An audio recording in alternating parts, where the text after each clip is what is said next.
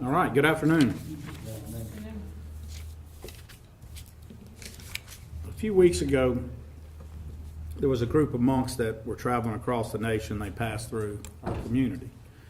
And with very few exceptions, they were met with love, I believe, gratitude, and appreciation for their sacrifice. Regardless of any of our own faith or ordering of how we have our personal beliefs on an individual religion. Yet, it is the few exceptions or those who outwardly display faith that denounce those persons that probably got most of our attention. These monks, they walk across the nation, they advocate only for peace, sacrificing personal comfort and embracing austerity for the greater good. Their message is one of reconciling the world to peace. So I want to talk a little bit about community reconciliation. And I want to remind everybody that reconciliation does not mean simply or even really at all forgiveness. So the nature of, we think of reconciliation as I'm sorry and there's forgiveness when the other person says I forgive you. Reconciliation is bigger than that, right? It's a bigger process than that. In addition to watching the monks cross through, we saw locally, or I see in the last couple of days, a group of pastors that, in fact, one who is very well known from across the river, leading a crusade toward reconciliation. And so during this season, I want to echo that same aspiration in seeking of harmony. This evening will mark the end of a beautiful Hanukkah period, an observance that celebrates bravery and courage over tyranny. So if you strip away the religious aspects of Hanukkah, it is also about something that should be very familiar to Americans. It is about right, or might rather, does not make right. And that's one of our nation's founding principles, so it should resonate with us. But sadly, discussions about that event also devolved into some pretty harsh comments. So much so that some of the local media had to remove them, which is not the media's normal practice, to cull information, but had to remove them from being online.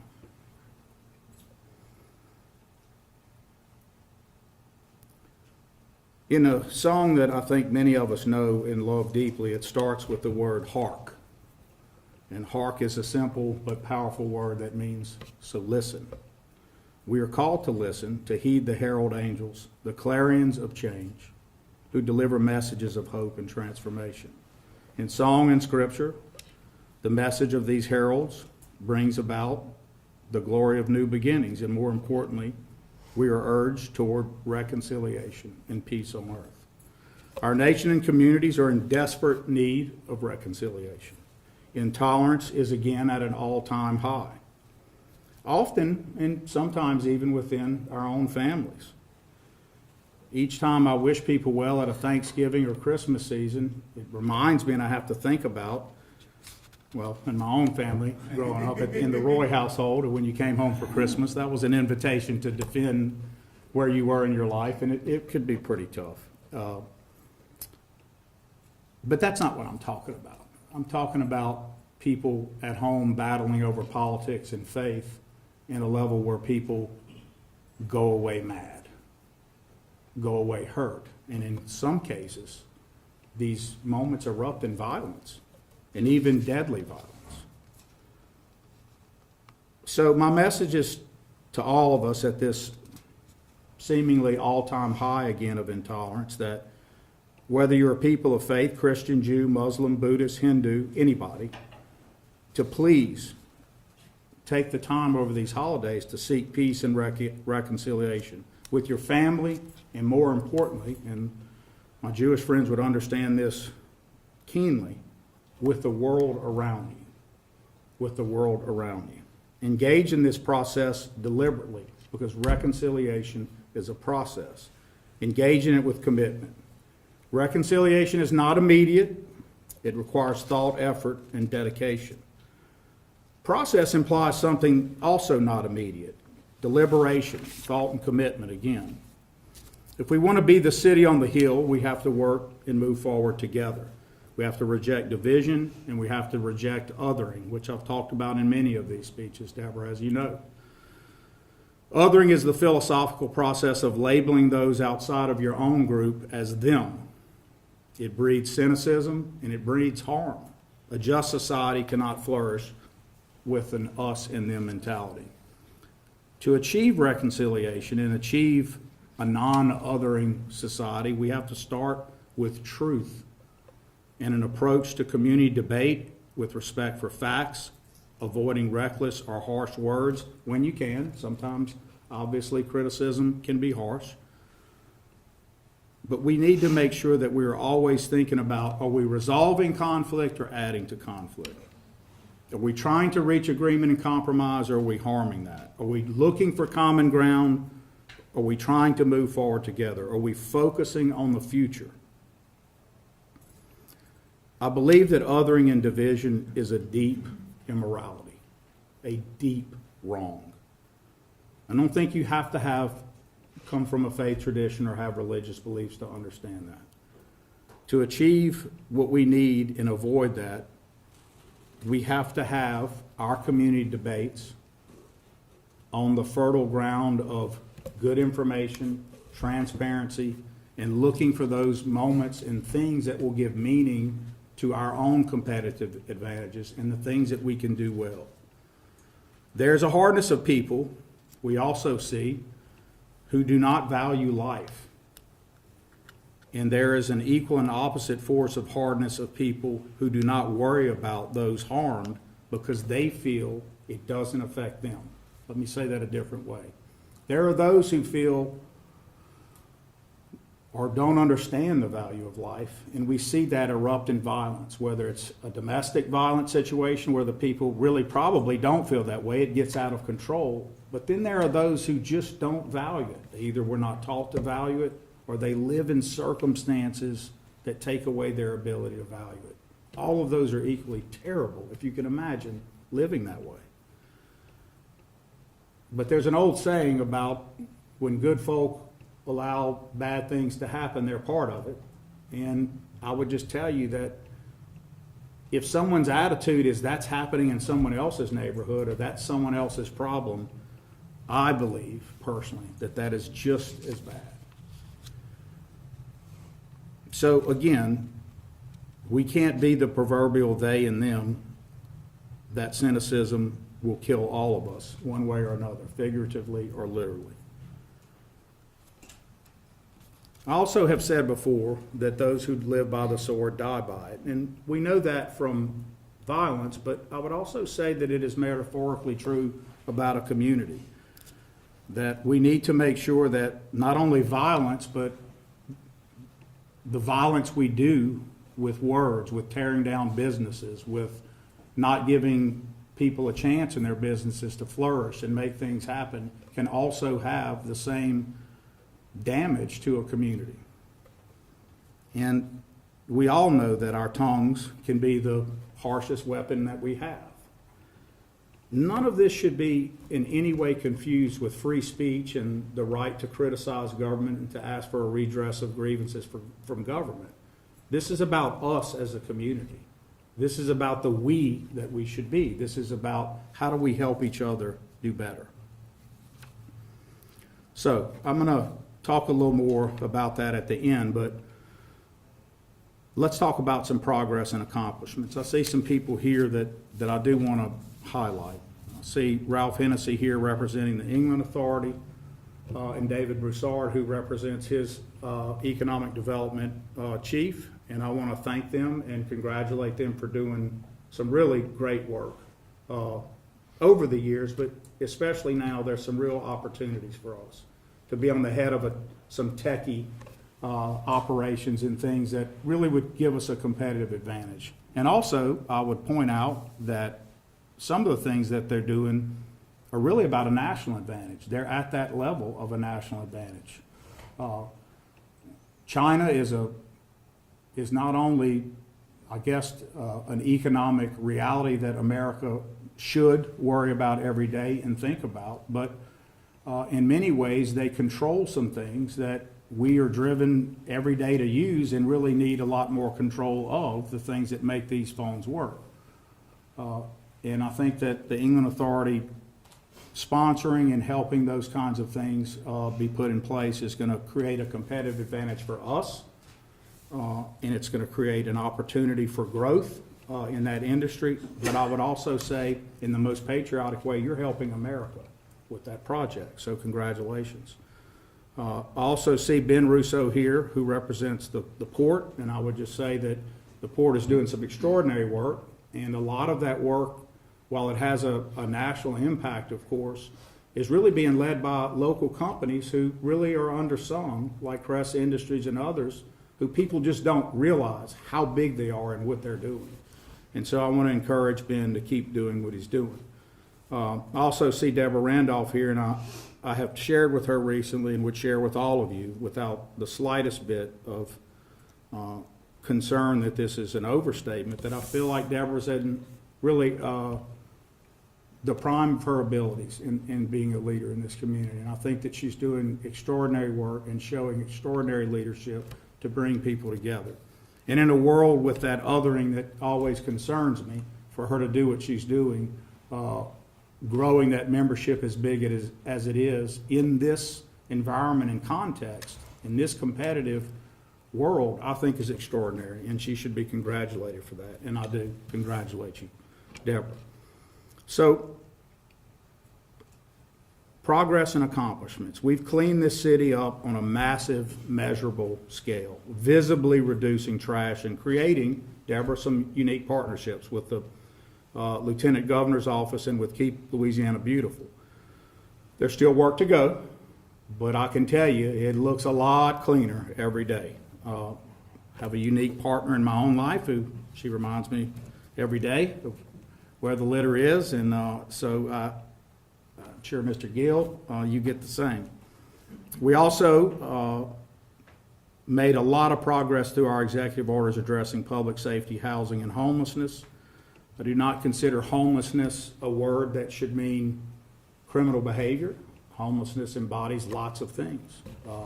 It embodies a corporal act of mercy, Jim, to feed the hungry, clothe the naked, and do all of the things that are, I think, we're exhorted to do. But there is an element of criminality in it. And there's really more of an element of just bad policy making by all of us, a shared lack of cohesive policy that addresses those concerns, optimizing the corporal acts of mercy, and getting a better system for the criminality. And I think we have to do better. We have a lot of folks that run some great rehabilitation centers, et cetera, in our community. But if the policy incentive is to bring people here, and then when that runs out, those people, they have the right to get discharged, and there's no plan for that discharge, you can imagine if that's a good policy cycle or not to create. And I think we as a community have to face that head on. And I know that someone else hearing this will say, oh, is the city coming after me or my business? No. This isn't part of a note. It's just something I'm taking note of because I get a lot of complaints about it and concerns. And I get it through law enforcement. I get it from other people on the street. Again, it's about good policy. It's not about whether we shouldn't be promoting and having people get the help they need from struggles with addiction. It's about what are we doing after that, right? If there's no plan for after, we're just really putting people back on the road to be right where they started. Dr. Fox, I know you're keenly aware of that. So we've got to do better. And as the leader of, as our rec director, you and Tanya and others, Deborah, we all need to think about how we can do better as a team. Major upgrades to drainage infrastructure, especially along the Chatelain system, we'll talk about. Part of our biggest capital projects. Basic city services being restored and improved, and including a reconstructed customer service model and strengthened IT infrastructure. This is the stuff no one else out there sees, but I can assure you the city was living back in the 80s in many ways with this infrastructure. And customer service really just needed a whole new way to be. And I think people will start noticing that in the very near future. We had some test runs. I know Paul Carpenter and your group has launched it, and I think so far it's going well. And I want to tell you how much we appreciate that. Greg Abel and all of the team that was involved in that, thank you. So one of the ones I hear about most, and the most misinformation about it, which I wish were not the case because it could be such an asset for the city, is our utility system. When I came into office this time, there without doubt was an existential crisis in utilities, and it's been resolved. In the Restore project, let's get the facts that are audited, provided $1 million in grants that are never to be paid back. Don't have to be. $1 million in grants. We made available over 2.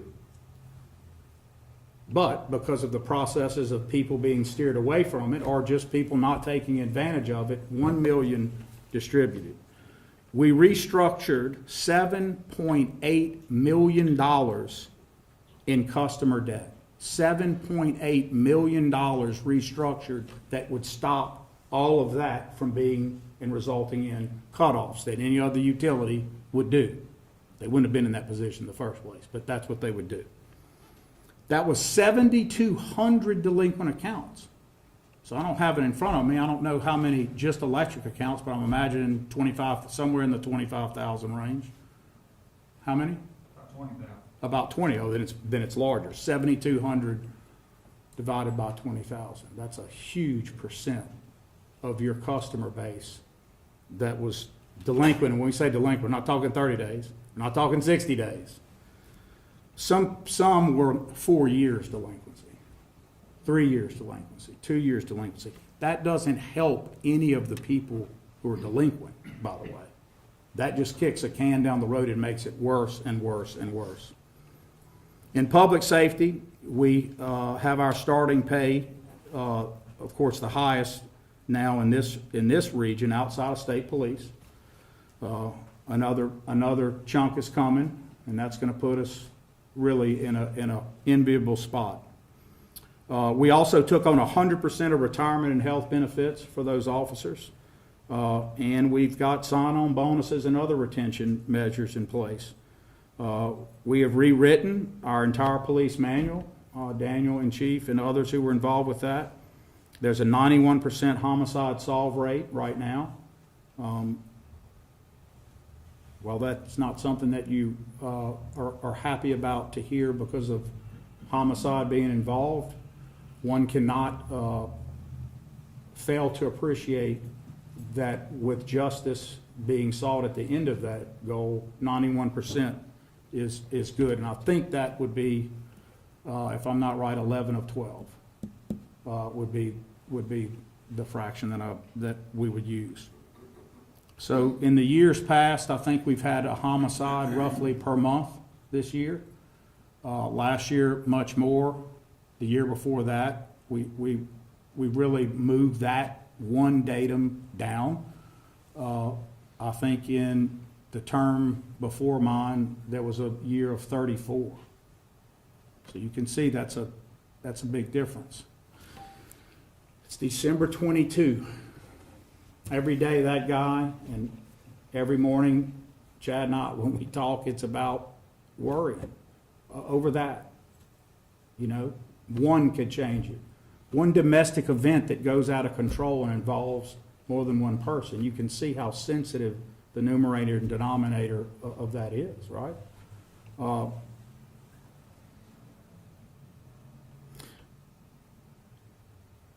You know, we've got a lot of work to do. That's still way too violent for a city this size. One per month is devastatingly violent. We have some data that show all the years past. There were years with 10, there were years with 9, there were years that went to 3. But in that post-COVID world and in a world where you're not making every effort for force multiplication, et cetera, it is a problem. So we have plenty of job openings for folks who would want to be officers at the right pay and with benefits. We are not seeing the lack of officers coming because of that. We are seeing, without doubt, and the data's in now, that people just don't want to be police right now. They don't want to be police anywhere, but they're going to choose to be police in easier environments than in urban environments or environments where the calls are higher or more risk is involved. And so we've got to continue to think about force multiplication, Chad, and that all chiefs, and that will always involve technology and relieving the officers we have of the more mundane, less critical duties so that they're reserved for those duties. But it should never relieve them from building back toward a community police model. And we're doing that with technology and in new ways. So in public safety, we've got a lot happening, but we've got a lot more to do. We are also introducing now, Tanya and others, a team of violence interrupters. Stacy, thank you for working on that as part of our Nehemiah initiative. Also, Dr. Skip Fox, thank you. Having community violence interrupters is another method that I think will be and prove to be important. So, we have an Office of Gun Violence that we're standing up that'll keep all the stats of how many of these crimes are related to past gun predicate offenses. As a community, there's nothing the police can do without, as a society, our tolerance changing for the illegal use of firearms. Not legal use, the illegal possession and use of firearms. Thinking through some of the projects that I want to make sure that we also talk about in Public Works. Willow Glen Drainage and Augusta Drainage Project is a District 3 project that was awarded to Al Turner, who is a local group. He's a local, fully minority-owned group. That's going to be a big project, and it is underway.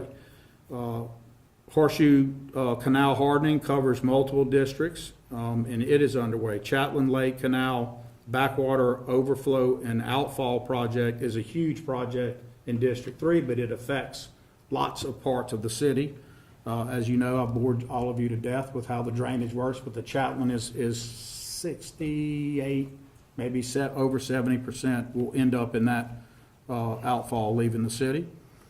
Sugar House Road, another District 3, more on the way than it ever has been. Well, I appreciate the state did a series out at Franco Hunter Park in the gym, and we are looking to see that finally hitting that last leg to Highway 1. The Elliott reconstruction project, a $3 million project, was finished. That was a massive overlay of Elliott Street, really needed. Elliott, of course, relieves Jackson in many ways. That's a multiple district, but in particular, District 1 benefited from that. We have a lot of street improvements underway. Hudson Boulevard, Broadway, Avenue to 49, Dallas Avenue, East Texas Avenue, Washington and Lee Streets, also the Riverport Road project. So that's just about all District 3 and a District 1. We are letting a whole bunch of other road projects. I'm not going to list all of them, but through 26, there's just a whole lot of projects that are happening and underway. And that is a good place for us to be. Those public works projects, they don't just add to the city and keep things going. They provide jobs, they provide work. And it's especially nice to hear local people getting some of that work. I want to talk a little bit about our economic outlook. I think that there's a lot of focus sometimes on the closure of retail, which is usually just moving retail to retail. And I looked at Deborah just now. It's just not, it's not the measure you use if one place closes only to reopen another version. Or in the case of Chick-fil-A, I saw that the mall one is going to be shut down, which has been being talked about and known a long time. But if you look at the one they doubled in size, it's one of the biggest ones and most successful ones anywhere, not locally, anywhere. You can see that commitment and why that decision gets made. But I'd like to focus more on the value-added stuff like we talked about in England and other places, and just remind people of all the things that are going well. One of the things you would look at would be sales tax. And so whether you break it down by the city or the parish, from 22, so I'll just count from 23, so 22 to 23, there had been some decline. Our administration takes over in the year proper of 23. We had a city sales tax climb to 25 that was tremendous. We do see the city, we report later than everywhere else, so we'll see after this holiday season, but I do see some dipping just in this last set, and we'll see the overall parish is on the up. So we see that in the community, sales taxes are not down. They had gone down from 22 to 23 also for parish, and we see a similar line when you compare the city or the parish, especially with that height in 25. And so we'll look to see that those trends stay. That growth is important. Sales tax is not everything, but it is certainly a good indicator of where you are, because in a retail economy, in a service economy, if you see retail sales doing well, you know that people have confidence in that economy they're buying. I think the easy explanation for this last set of quarters, or why we would be concerned about this year, Jim, is simple. We have a national economy that is tricky, kind of strange. There's inflation, but there's confidence in some parts, and then this whole argument over the word affordability in other parts. And so we're seeing that we're usually going to be a little behind, so that to the extent that's a last year through this year, Alexandria is usually 6 months to a year off. So that all makes sense to me now. What would be concerning would be only if we saw some significant adherence to that, where we're not moving off of that, Paul, in the next year. So that's when I would make a judgment about that in a harsh way, one way or another. It wouldn't be until next year. For example, in that last cycle, we had a 7% increase. That's a huge amount. So you have a slow dip down. We come in, we start to see a little uptick. So under 1%, right at 1%, then another little uptick, then a 7 growth. So when you have those things, an under 2% change to the negative just for the city, not the parish, not so concerning. That's not a pattern made. We look to next year and see. The 7% growth was nice, and it showed that confidence that I was talking about that I think people had. I want to just make sure that all of you who do things out there in the community, Deborah, all this team of the folks in economic development, understand how much we appreciate what you do.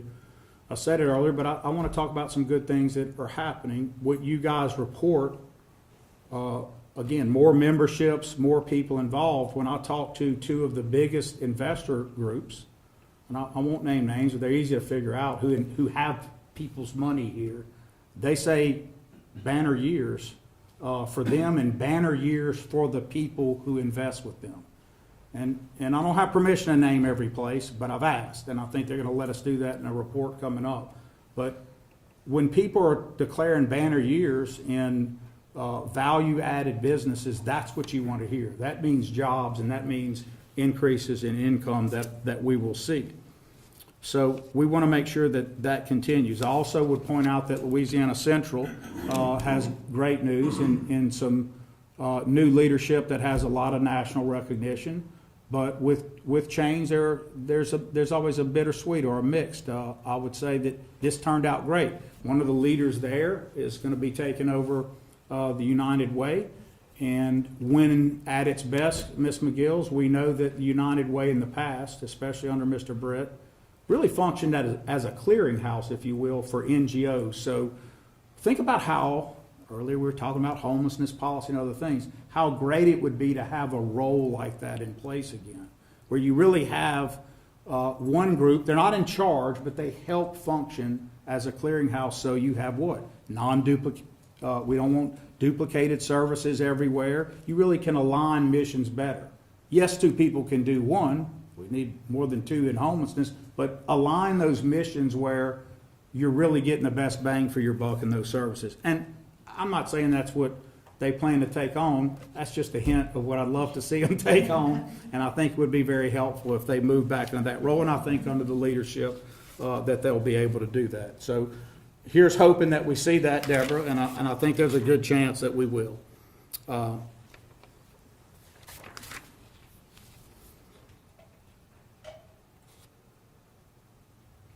think that we're seeing a lot of growth, obviously, in automotive sales and expansion. And I would tell you that in addition to sales tax and housing starts in West Alexandria and the new neighborhoods there and businesses out on 28, those are all absolutely a good sign.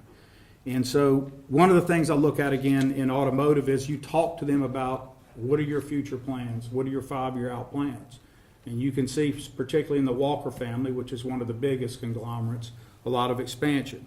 And you can also hear from them about sales and where they are. Auto sales are really a good indicator. Going through everything we're going through, even if they say stay static right now, that's a good indicator. But there's been some great years there. So these aren't features of stagnation, folks. These are features of growth. The neighborhood growth in West Alexandria boosts property tax revenue for citywide projects. So when people say they see growth out in West Alexandria, not in other places, the city is not controlling the growth in West Alexandria, nor is the city hampering the growth in another part of the city.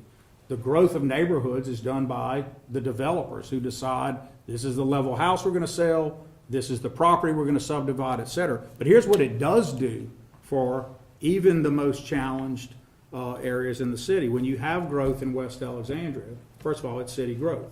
But secondly, because of that growth involves mostly neighborhoods with houses and expensive ones, that sales tax is brought back into that property tax comes back to the city, and that property tax is what fuels and allows other capital projects. And you just heard me list where the other capital projects are. They are in places that do not enjoy that level of property tax. That's how it's supposed to work, guys. The whole city benefits from everything in each district. No one district is it, but I can assure you the city only moves forward as each district moves forward. And so that's where we have to be. We have to be together on that, and those are great opportunities for us. With our Grow with Alexandria, I think you're going to see us trying to leverage technology and infrastructure in new ways. So I want to expand digital and physical connectivity. We want to develop some innovative partnerships. We want to keep supporting public safety employees and others, but I think there are some ideas that I've heard when this whole housing discussion was started. I think there was some discussions about good models and bad models, but one of the models that I heard just last week was about public employees and some opportunities there. And if you think about it, long-term public employees who are in civil service enjoy some protection in their job. So from the standpoint of lending money, that's a good thing, right? That's a check box one. Those are some opportunities I think that we could really talk about with housing that would be interesting. And the things I heard, we'll be talking a lot more about. And so I appreciated the person who came forward to talk about that, because it's a great idea, and there might be some opportunities for banks to lend there and really help people. What we don't want to see, ladies and gentlemen, and I know this room is aware and knows this, is you would never want to incentivize the public subsidizing housing to keep people from ever moving up. You would never want to subsidize home ownership in a way that the person you're trying to help can never grow in income or in any other way. And worse, if they, because you're not letting them grow, were to fail and lose the mortgage or whatever protections are in place, would throw away any equity they had built and have nothing. That's not a good housing plan. So we're going to look for the ways that don't subsidize in a unthoughtful way, but help people who want to make those decisions, not only to do better, but to keep climbing, to keep making more income. And I think there's some great opportunities that will come along that way. So also want to talk about strategic partnerships, and we'll end after that. We really appreciate what LSUA is doing downtown. The CLTCC partnership we had a few years ago, I think was part of enticing all of that. I think that's all a good thing. We have a definite dearth of allied health providers, particularly nurses, that this can help, a shortage, if you will. And I think this is going to address that and create great jobs. There are real opportunities for growth here. And we have to decide if we as a community are going to us and them this, or if we're going to come together and grow together. And those take strategic decisions, but they take some of the people here who are knowledgeable about this. Some of you will have to come a little more out of your shell to get involved in, not just in your own tower, but in this whole community discussion. I don't want to spend any time on this being negative because of the season, and it's just not the proper message of a forward message. But we have to all make sure that the voices we hear are the voices about progress and moving forward, forward-looking voices that should never drown out people who are trying to say there's a need. But need should be addressed by a plan to lift people up and move forward. And it's going to get worse, guys, in the next year. It's going to be a political year, and you're just going to hear a lot of that. So I would just caution people to think about that and use your powers of discernment and use your power of discernment in this way specifically. Look for facts. Make people bring receipts for the comments and things they say. And then act. We've got to, as a community, not be so fearful of, well, that's going to upset, that's going to do this. We have to move forward. We're not in a position to be lackadaisical or sitting on a fence. The competition of this world moves at a different speed than it used to. We cannot be sleepy about that. So let's be united in this season, and let's be reconciled to work together. And let's build goodwill between each other and among all people in our city. I always end with our state is always a tale of two cities. The direction we choose and determine, that'll tell us whether and how we'll be, which city we want to be. It won't be one leader. It won't be any division on a council. It will be by the people. It will be by you. We have to embrace change, invest in infrastructure, and incentivize positive behaviors. We have to build a culture of that commitment. We have to build a culture of intervening in education. We have to build a culture that has a local and authentic pride program. We have some going now. We need more of that. The society of the future, guys, will not look anything like the one of the past. Ralph, we know that.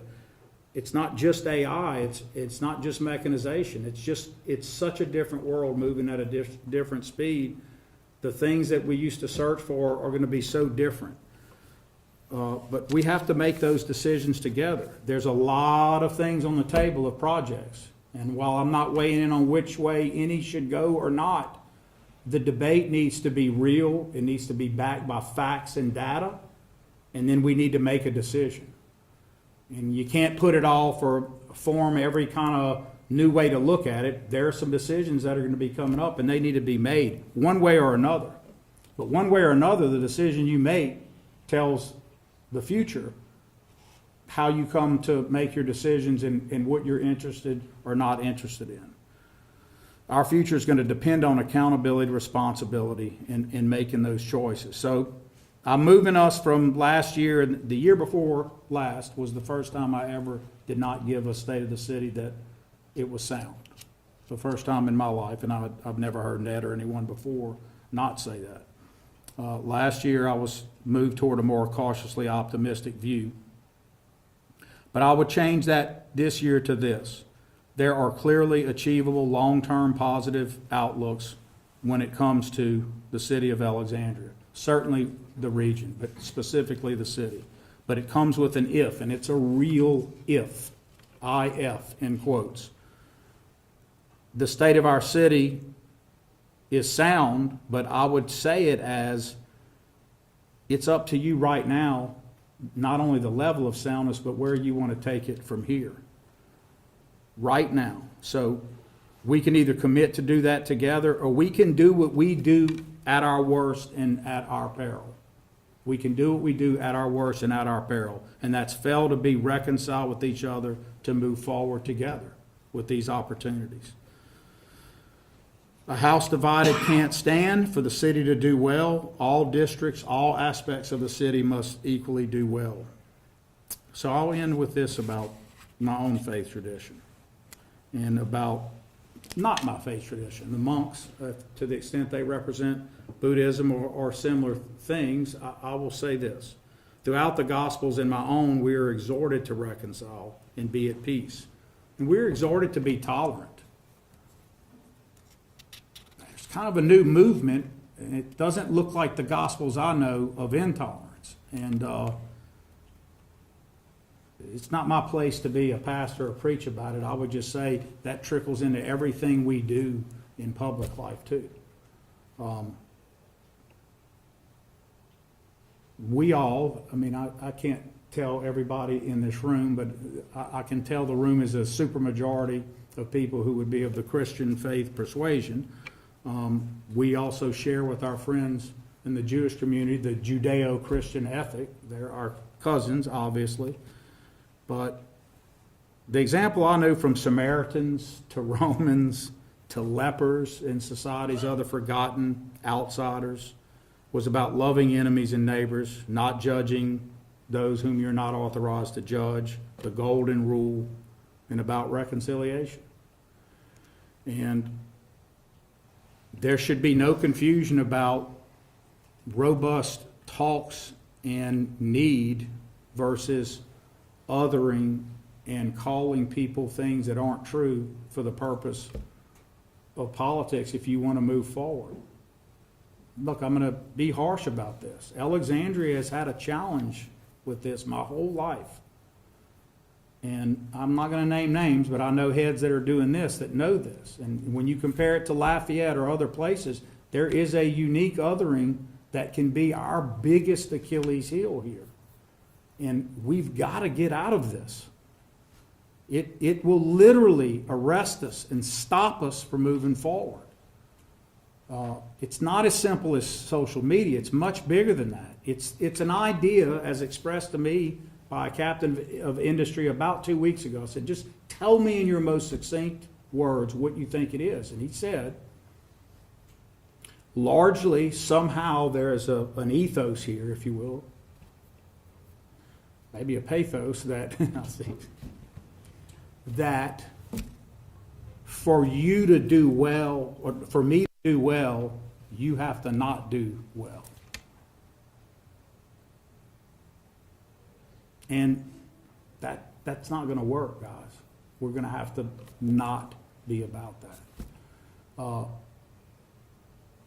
I asked why. My next question was, okay, I'm not sure I accept that as true about my community, but if it's acceptable to you, you tell me why. And one of the theories is, well, people may perceive the pie not being big enough. So in their mind, the perception is, I've got to do more.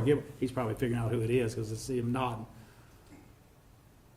So there's two things you can do. One, you can reject that and say that's not true.